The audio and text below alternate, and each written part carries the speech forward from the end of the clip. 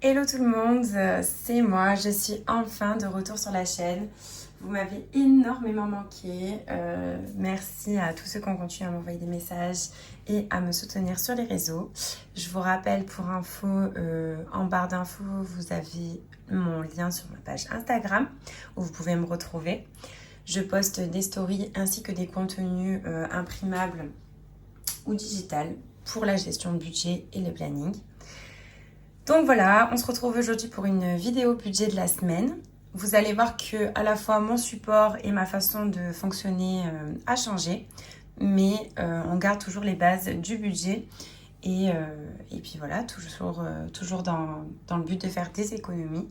Donc on va regarder ça ensemble pour le mois d'avril.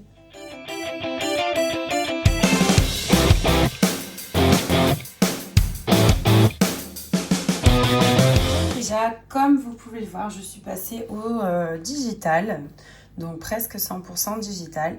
Donc j'utilise mon iPad Air ici. Et donc j'ai créé ce budget planner. Donc ce budget planner, vous pouvez le retrouver sur ma page Instagram. Et je vais vous montrer très brièvement comment l'utiliser, mais si ça vous intéresse que je vous fasse une vidéo explicative sur comment l'utiliser, quel est son contenu entier, je vous le ferai dans les jours qui suivent. Il suffit de me le demander. Donc là voilà, page d'accueil, rien de compliqué. Je peux absolument appuyer sur tous les onglets. Donc ensuite, on a les onglets en haut qui vont correspondre sur voilà, toutes mes enveloppes, mon épargne et tout ça. Et à droite, tous les mois, donc pour le budget mensuel. Pour info, moi je l'ai en anglais, il est disponible ensuite aussi en français, je l'ai fait en deux langues, donc une nouvelle fois sur mon compte Insta. N'hésitez pas à aller faire un tour. Et on va de suite passer au mois d'avril. Donc là, vous avez un petit aperçu de mon planning du mois d'avril. Donc comme vous pouvez le voir, voilà, c'est assez sympa, c'est super interactif. On peut là planifier donc jour de paye et tout ça. Donc là pour avril, un peu particulier parce que j'ai été payée une partie en mars et la suite le 2 avril, mais ça ne va pas nous empêcher de prévoir le budget. Donc toujours sur le mois d'avril, deuxième page, on a le budget du mois. Là, rien ne change. Première partie, les revenus, donc on les a indiqués ici. Deuxième partie, tous les prélèvements sur le mois, ici. Ensuite, les enveloppes. Donc ça va être les enveloppes que je remplis. Donc pour les courses, l'essence, la beauté et tout ça. Donc ça va vraiment dépendre des mois. Et ensuite, l'épargne. Donc savings, l'épargne. Et là, vous pouvez voir que pour l'instant, j'ai un petit peu d'épargne. J'en ai moins qu'avant. Pour celles qui me connaissent, j'avais énormément d'enveloppes épargne. Pour le moment, je reconstitue un fonds complet de secours. Et bien sûr, toujours les vacances, hein, vous me connaissez bien maintenant.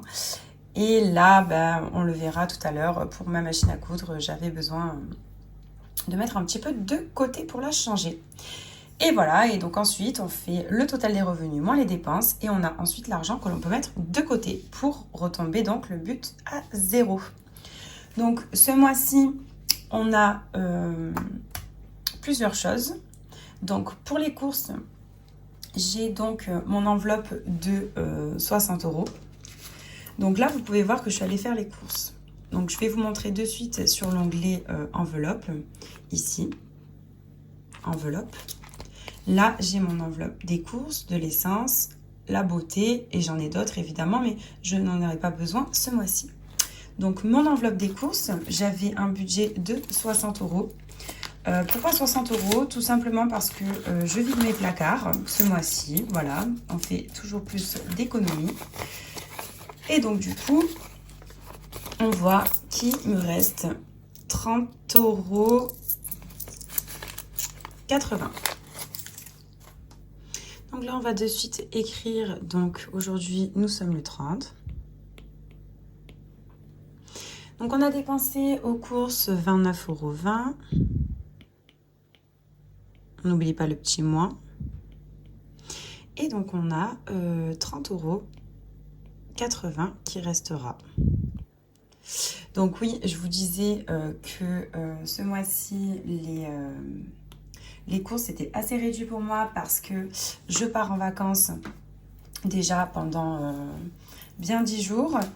Et ensuite, je vide mes placards. Donc, en fait, très simplement, le mois d'avril, il sera moindre au niveau des courses parce que je préfère vider mon frigo et mes placards. Et puis, bon, ça fait toujours plus d'économies. Donc, voilà, les 30,80 € qui restent ici. Ensuite, l'essence, donc ça va être du virtuel. Pourquoi? Parce que je paye en carte bleue. Donc là, pour l'instant, je ne suis pas allée faire l'essence. Donc j'ai toujours 80 € de budget ce mois-ci. Et la beauté, donc la beauté, on vient constituer donc une enveloppe. Et là, vous pouvez voir qu'il y a 150 €. Alors, pourquoi 150 €? Donc je sais que je ne vais pas avoir besoin de 150 €. À la fin du mois, je pourrais venir récupérer ce qui reste dans cette enveloppe. Pourquoi 150 €? Parce que je préfère prévoir large. Voilà, je sais que c'est un budget important. Pour certaines, vous pouvez trouver ça ahurissant même. Je le comprends. Moi, je ne suis pas là pour juger les dépenses des gens. Mais voilà, chacun fait absolument ce qu'il veut. Donc voilà, moi, c'est quelque chose que j'attribue tous les mois dans cette enveloppe-là. Chacun fait comme il veut. Et voilà, je sais économiser en faisant des économies sur d'autres choses. Donc voilà pour les petites enveloppes, donc assez rapides comme vous pouvez le voir.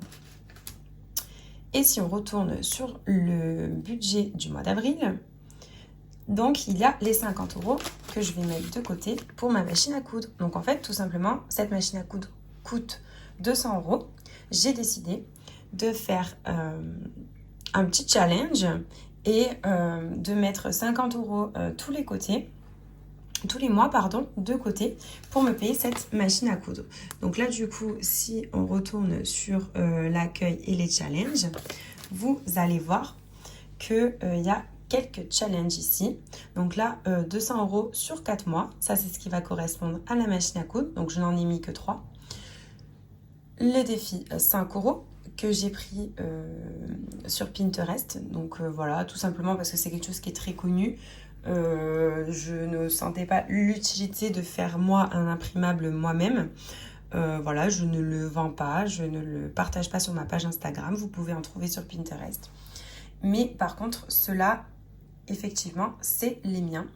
Donc là, pour le challenge, du coup, des 50 €, je vais de suite remplir ça parce que du coup j'ai mis les premiers 50 €. Voilà pour la machine à coudre. Si on retourne sur notre budget d'avril, encore une fois, donc vous voyez que pour arriver à 0, il faut donc que je mette cet argent de côté parce que c'est ce qui me reste ce mois-ci. Qu'est-ce que j'ai fait? Tout simplement, j'ai pris 57 € pour les vacances parce que je suis en train de compléter une épargne vacances. Et ensuite, j'ai décidé de mettre 700 € dans le fonds de secours, sachant que cet argent, je ne l'ai pas retiré car c'est mon épargne et mon épargne est virtuelle. Donc, j'ai fait les virements sur le compte correspondant. Donc, pour ce faire, on va à l'accueil une nouvelle fois et dans l'épargne savings. Donc là, on voit que c'est les vacances. Donc pour les vacances, mon budget souhaité, donc les vacances sont déjà payées, donc là ça va être pour les plaisirs sur place. Je souhaitais mettre 400 € de côté. Donc c'est simple, comment est-ce que ça se présente? Chaque boule, donc j'ai divisé 400 € par le nombre de boules ici, fait 5,48 €. Alors je crois que c'était 73 boules, si je dis pas de bêtises. Voilà, c'est ça. Il y a 73 boules et chacune représente 5,48 €. Donc, j'ai complété ceci. Donc, j'en suis à 343 €. Et donc là, on va venir mettre 57 €. Pourquoi? Parce que c'est pile ce qui me manque pour arriver à 400 €. Donc, je viens compléter.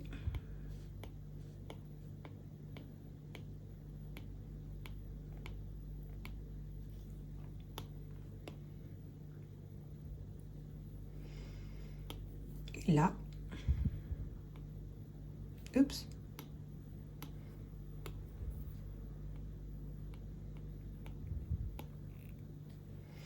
On est bon. Donc là, on a terminé.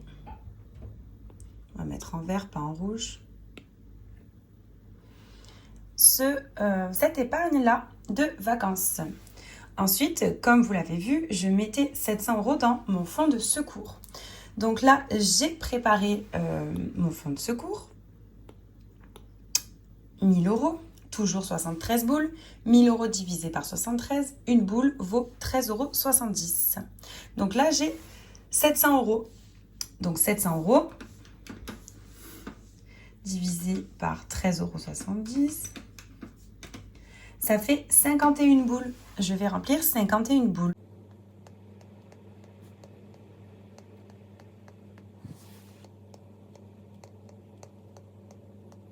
À côté, pour ne pas m'y perdre, je vais indiquer que j'en suis à 700 €.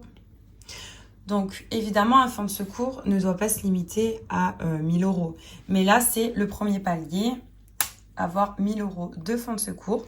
C'est pourquoi je constitue celui-ci en premier. Donc, comme on peut le voir, je n'ai pas d'autres épargnes pour le moment. Je me focalise vraiment là-dessus. Pour terminer, on peut retourner sur le budget d'avril et voir que, voilà, on a mis l'épargne du fonds de secours et des vacances ici. Il reste donc 0. Voilà, j'espère que cette vidéo du budget de la semaine vous a plu. On se retrouvera bien sûr en fin de semaine prochaine pour faire le bilan de la semaine 1. Donc là, c'était pour préparer le mois. Donc le bilan de la semaine 1 et ensuite, évidemment, si vous souhaitez que je vous présente un peu plus en détail le planeur, n'hésitez pas, je vous ferai une petite vidéo explicative. Et si vous avez des questions, vous pouvez les poser en commentaire ou sur mon Instagram.